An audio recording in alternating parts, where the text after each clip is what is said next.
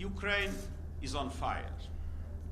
The country is being decimated before the eyes of the world. The impact on civilians is reaching terrifying proportions. Countless innocent people, including women and children, have been killed. After being hit by Russian forces, roads, airports, and schools lie in ruins.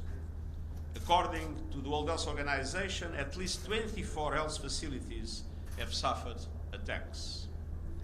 Hundreds of thousands of people are without water or electricity. And with each passing hour, two things are increasingly clear.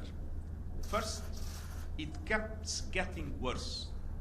Second, whatever the outcome, this war will have no winners, only losers. The United Nations and humanitarian partners are working to ensure safe passage from besieged areas and to provide aid where security permits. More than 600,000 people have received some form of aid. As millions of people in Ukraine face hunger and dwindling supplies of water and medicine, I'm announcing today that the United Nations will allocate a further $40 million from the Central Emergency Response Fund to ramp up vital assistance to reach the most vulnerable as we wait for the nations to come. This funding will help get critical supplies of food, water, medicines, and other life-saving aid into the country, as well as provide cash assistance to the needy. But the avenues in and out of encircled cities are more precarious by the day. And I underscore the crucial importance of respecting international humanitarian law. At least 1.9 million people are displaced inside the country, and growing numbers are escaping across borders.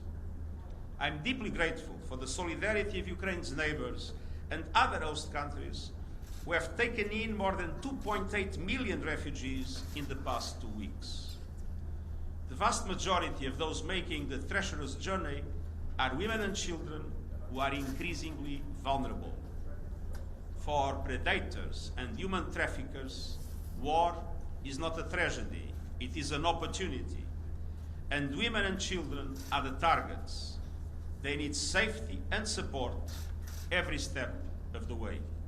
Against the backdrop of these immense interconnected challenges, I'm announcing today the establishing of a global crisis response group on food, energy and finance in the UN Secretariat. I've also asked the Deputy Secretary General to lead an interagency steering committee with partners to oversee these efforts. And in the coming days, we will be consulting with member states willing to champion the actions needed to carry forward the global emergency response that will be required for this looming crisis. Make no mistake, everyday people, especially women and children, will bear the brunt of this unfolding tragedy.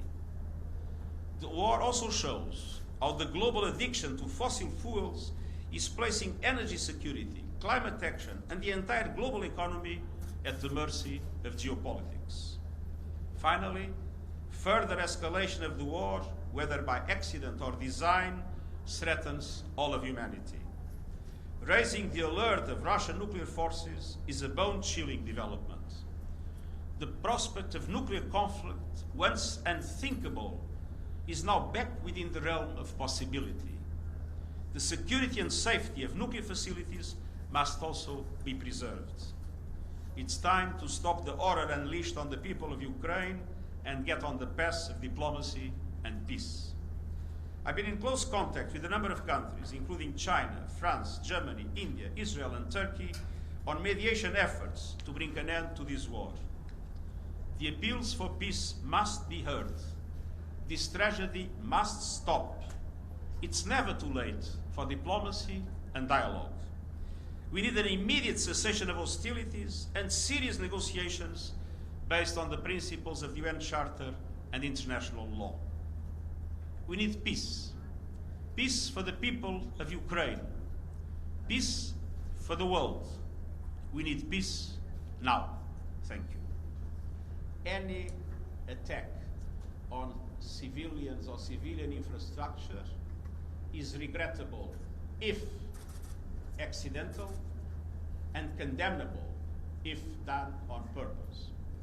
But let's be clear, the overwhelming majority of civilian casualties and the overwhelming majority of civilian infrastructure destructed was done in the context of the war by the Russian forces. Yes, we are doing our best.